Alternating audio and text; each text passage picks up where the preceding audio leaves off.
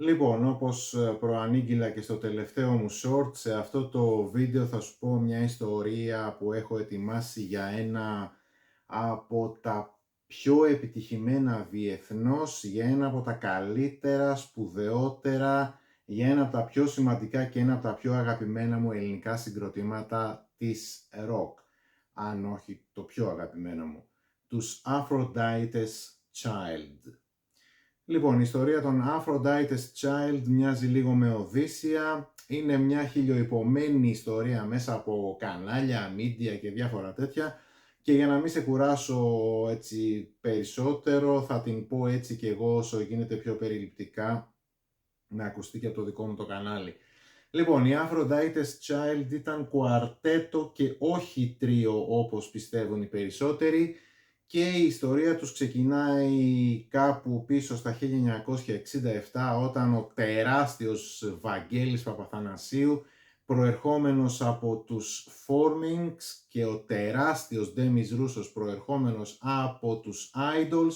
ένωσαν τις δυνάμεις τους με τον Λουκά Σιδερά και τον Αργύρη Κουλούρη. Ο Βαγγέλης Παπαθανασίου έπαιζε πλήκτρα και ήταν ο βασικός συνθέτης του group. Ο Ντέμις Ρούσος έπαιζε μπάσο, κιθάρα και έκανε φυσικά και την πρώτη φωνή. Ο Λουκάς Σιδεράς ήταν στα ακρουστά και ο Αργύρης Κουλούρης έπαιζε κιθάρα. Αρχικά είχαν ηχογραφήσει κάποια demos, είχαν συμμετάσχει σε κάποιες ηχογραφήσεις άλλων καλλιτεχνών ως Βαγγέλης and his Orchestra, αλλά όνομα κανονικό δεν είχαν δώσει ακόμα στο συγκρότημά τους. 7 ετία τώρα, οι γνωστές απαγορεύσεις, οι γνωστοί περιορισμοί, λογοκρισία λόγω του γνωστού στρατιωτικού καθεστώτος που είχε αναλάβει τότε την διακυβέρνηση της χώρας μας, και όπως πολλοί άλλοι καλλιτέχνες της εποχής, αποφάσισαν και οι ήρωές μας να εγκαταλείψουν τη χώρα μας το 1968, αναζητώντας ένα καλύτερο δημιουργικό περιβάλλον για να εκφραστούν, και αποφάσισαν και αυτοί να την κάνουν από τη χώρα μας και να αποχωρήσουν, να φύγουν κι αυτοί. Αρχικά φεύγουν οι Ρούσος, Παπαθανασίου και Σιδεράς, ενώ ο τέταρτος της παρέας, ο Αργύρης Κουλούρης, μένει πίσω για να εκπληρώσει τη στρατιωτική του θητεία. Ο αρχικός τους προορισμός ήταν η Αγγλία και όντως κατόρθωσαν να φτάσουν εκεί, αλλά μες στην αφέλειά τους και τον ενθουσιασμό τους, και ενώ δεν είχαν καν δώσει ακόμα, όπως είπαμε, όνομα στο συγκρότημα, δεν είχαν καν όργανα και δεν είχαν καν το βασικότερο, δεν είχαν άδεια εργασίας. Οπότε οι αγγλικές αρχές τους πήραν στο ψηλό και με τα πολλά τελικά τους έδιωξαν από τη χώρα τους, με αποτέλεσμα οι τρεις τους να πάρουν έτσι με την ουρά στα σκέλια το φέρι από το Ντόβερ και να καταλήξουν στο πολύ πιο φιλόξενο Παρίσι, το οποίο φιλοξενούσε ήδη πάρα πολλούς Έλληνες για αντίστοιχους λόγους με τους ήρωές μας. Έλα όμως που και πάλι τους πετυχαίνει εκεί η περίοδος του γνωστού Μάη του 68, απεργίες, επεισόδια αρχών με τους φοιτητές, ιστορίες στον Ατάλο, οπότε θέλοντας και μη μένουν στο Παρίσι, ή μάλλον ίσως κολλάνε είναι το πιο κατάλληλο ρήμα, και με τον ένα ή με τον άλλο τρόπο και με τη βοήθεια του τότε διευθυντή της Polygram Ελλάς, του συνεπώνυμου Νίκου Αντίπα, μετέπειτα Σόκρατες και τα σχετικά, είναι γνωστός ο Νίκος, οπότε αναγκαστικά λοιπόν αποφασίζουν να μείνουν εκεί και υπογράφουν πλέον ως Aphrodite's Child στην Mercury Records. Χοντρικά και επιγραμματικά θα έλεγα ότι αυτή είναι κατά κάποιο τρόπο η αρχή των Aphrodite's Child. Οπότε πάμε σιγά σιγά να δούμε τι πρόσφερε στον παγκόσμιο μουσικό πολιτισμό μία από τις πιο επιτυχημένες και σπουδαιότερες ελληνικές rock μπάντες, και επειδή εγώ δεν είμαι ο τύπος που τα σκάει χοντρά για να συλλέξω παλιές κόπιες, αυθεντικές κόπιες βινιλίων ή επανεκδόσεις, πανάκριβες επανεκδόσεις, όλα τα άλμπουμς των Aphrodite's Child τα έχω σε CD. Αυτό είναι το πρώτο άλμπουμ των Aphrodite's Child, End of the World, που κυκλοφόρησε τον Οκτώβριο του 1968. Το πρώτο single που είχαν κυκλοφορήσει ήταν το Rain and Tears που είχε κυκλοφορήσει το Μάιο του 1968 και εν μέσω των γνωστών φοιτητικών ταραχών που είπαμε και πιο πριν, που είχαν ξεσπάσει έτσι εκείνη την εποχή, γνώρισε τεράστια εμπορική επιτυχία στη Γαλλία και σε πολλές άλλες χώρες της Ευρώπης και μάλιστα είχε ανέβει και στο νούμερο 1 των charts της Γαλλίας, του Βελγίου και της Ιταλίας, ενώ σταμάτησε στο νούμερο 2 σε Ελβετία, Ολλανδία και Νορβηγία. Οπότε το group, για να έτσι κεφαλαιοποιήσει κατά κάποιο τρόπο αυτή του την επιτυχία, αισθάνθηκε ότι πρέπει να κυκλοφορήσει και να ηχογραφήσει ένα full length album, οπότε End of the World, στο οποίο ο ήχος της μπάντας έτσι σε αυτό το debut album είναι ένα μείγμα psychedelic rock,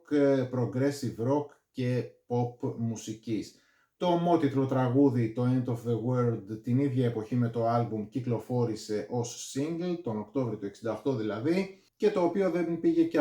οποίο πήγε και αυτό έτσι αρκετά καλά, ας το πούμε, από άποψη πωλήσεων, ενώ ένα τρίτο single που κυκλοφόρησε, το Valley of Sadness, δεν τσούλησε καθόλου, παρότι για μένα είναι ένα εξαιρετικό κομμάτι και από τα καλύτερά μου μέσα στο άλμπουμ. Εκπληκτικά λοιπόν κομμάτια, τα Rain and Tears, End of the World, Don't Try to Catch a River, The Grass is No Green και το ψυχεδελικό Day of the Fool, φυσικά και το Heavy You Always Stand in My Way είναι πάρα πολύ καλό. Overall όμως αισθάνομαι ότι σε αυτό εδώ το άλμπουμ δύσκολο να βρει κάποιος αδύναμη στιγμή. Ο Βαγγέλης Παπαθανασίου παίζει παπάδες, έτσι ας το πούμε, με τα κάθε είδους keyboards που χειρίζεται, δίνει απίστευτο χρώμα και βάθος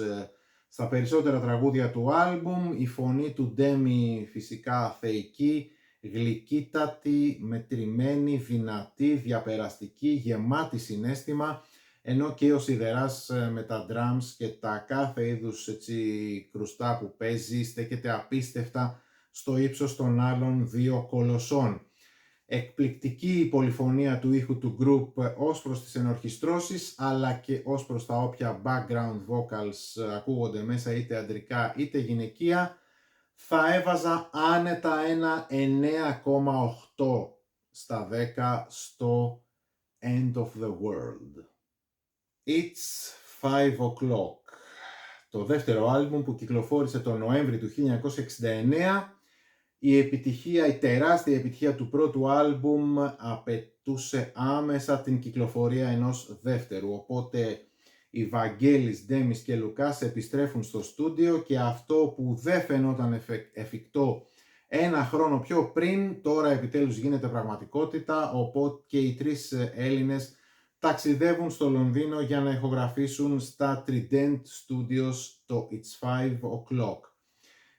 Το πρώτο single του άλμπουμ ήταν το Let Me Love, Let Me Live, που κυκλοφόρησε τον Οκτώβριο του 1969. Έφτασε στην πρώτη θέση, ανέβηκε στην πρώτη θέση στα γαλλικά charts των singles, αλλά το δεύτερο, το B-side του, το Marie Jolie, ήταν αυτό που έγινε πιο δημοφιλές στην υπόλοιπη Ευρώπη. Το ομότιτλο κομμάτι It's 5 O'Clock ακολουθεί γρήγορα τον ίδιο δρόμο, κυκλοφόρησε το Δεκέμβρη του 1969 και τα κατάφερε και αυτό πάρα πολύ καλά στα charts αρκετών ευρωπαϊκών χωρών. Οπότε έχουμε και στο It's 5 O'Clock πάρα πολλά όμορφα κομμάτια. It's 5 O'Clock, Wake Up,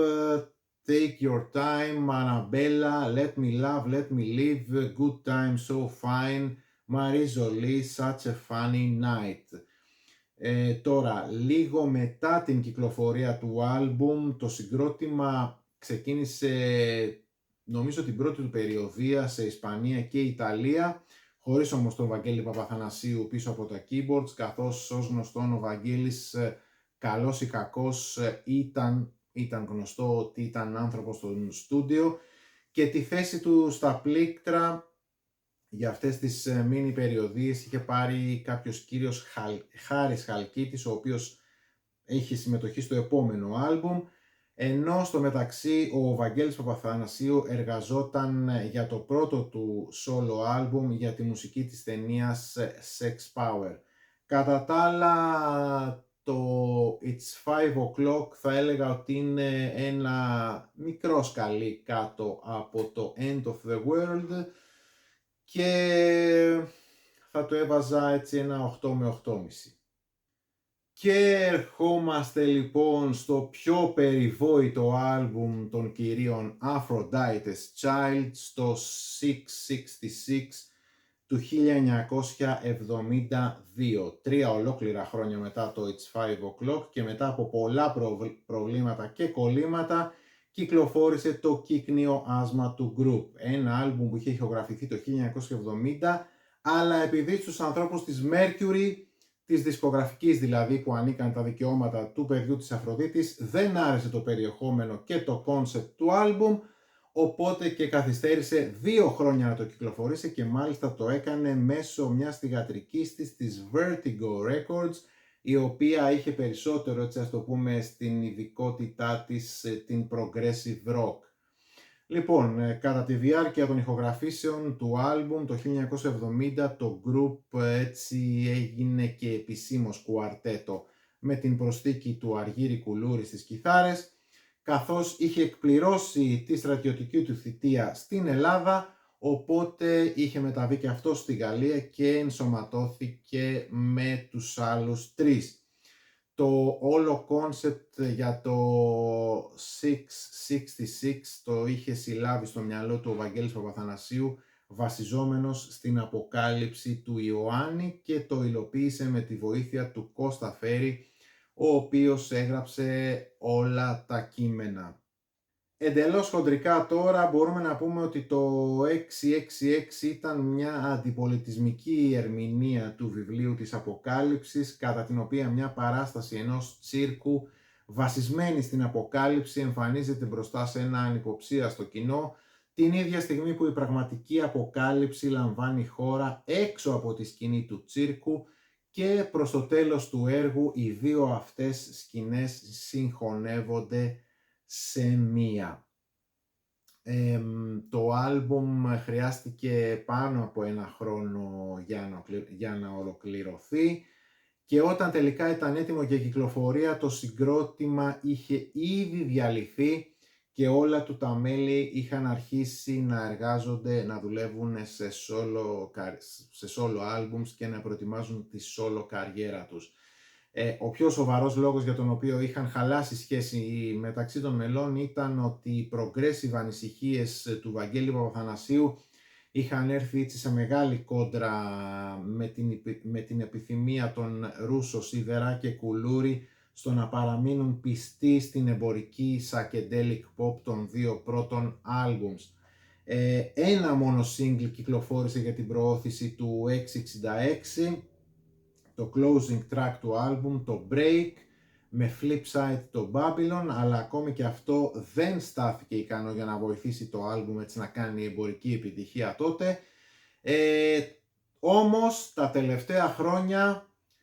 το progressive και experimental 666 λατρεύτηκε παγκοσμίως, ίσως ακριβώς έτσι όπως του άξιζε. Έχει εισπράξει τεράστια αναγνώριση και θεωρείται πλέον ως ένα κλασικό έργο και ορόσημο της progressive rock, και σε πάρα πολλές λίστες με τα καλύτερα albums όλων των εποχών του είδους εμφανίζεται μεταξύ των κορυφαίων. Καθόλου άδικα και για μένα, γιατί προσωπικά και εγώ το θεωρώ ένα έπος της μουσικής, ένα έπος της progressive rock, και μάλιστα ίσως δύσκολο κανείς να πιστέψει ότι αυτό εδώ το αριστούργημα προέρχεται από ελληνικό συγκρότημα, και πραγματικά βρίσκω σχεδόν οτιδήποτε μέσα σε αυτό ότι είναι τέλειο. Ξεκινώντας από το κομμάτι The Four Horsemen, που είναι ένα από τα καλύτερα τραγούδια, τα καλύτερα κομμάτια που έχει γραφτεί έτσι από ελληνικό group, συνεχίζοντας με τα Babylon και Now and με τα Babylon και Here and Now, που είναι εξίσου εκπληκτικά κομμάτια με lead vocals από τον Demi Russo. Στη συνέχεια να πω ότι επίσης λατρεύω όλα τα αφηγηματικά, χοροδιακά, εκκλησιαστικά και αυτοσχεδιαστικά κομμάτια που υπάρχουν διάσπαρτα μέσα στο άλμπουμ. Ο 5λεπτος οργασμός της Ειρήνης Παπά είναι επίσης απίστευτος. Το εντελώς psycho 19λεπτο έπος, κατά το οποίο οι δύο σκηνές ενώνονται σε μία και όλα τα καθίσματα της σκηνής πλέον είναι κατηλημένα, και φυσικά το closing track Break με lead vocals από τον Κουλούρη. Και το μόνο έτσι που μου φαίνεται κάπως παράδοξο είναι η σχετικά μικρή συμμετοχή του Ντέμι Ρούσου στα φωνητικά. Πολύ λίγα κομμάτια τραγούδισε ο Ντέμις Ρούσος και υποθέτω πιθανότατα συμμετέχει περισσότερο ως μπασίστας και κιθαρίστας μέσα στο 666. Επίσης να πω ότι υπάρχει και έχω και το ένα best των Aphrodite's Child. Τα περισσότερα κομμάτια που υπάρχουν εδώ μέσα είναι από τα δύο πρώτα άλμπουμς του group. Such a funny night, You always stand in my way, Rain and tears, Let me live, let me love, let me live, Don't cry to catch a river, It's 5 o'clock, Wake up και End of the world. Καθώς επίσης περιλαμβάνει και δύο non-album tracks, τα εξαιρετικά Spring, Summer, Winter and Fall και το I Want to Live, κομμάτια τα οποία έκαναν πολύ μεγάλη επιτυχία τότε που είχαν κυκλοφορήσει. Και επίσης και να συμπληρώσω ότι το I Want to Live ήταν ένα κομμάτι που λάτρευε ιδιαίτερα ο Ντέμις Ρούσος και το χρησιμοποίησε και αργότερα και το έκανε και διασκευή στην προσωπική του καριέρα.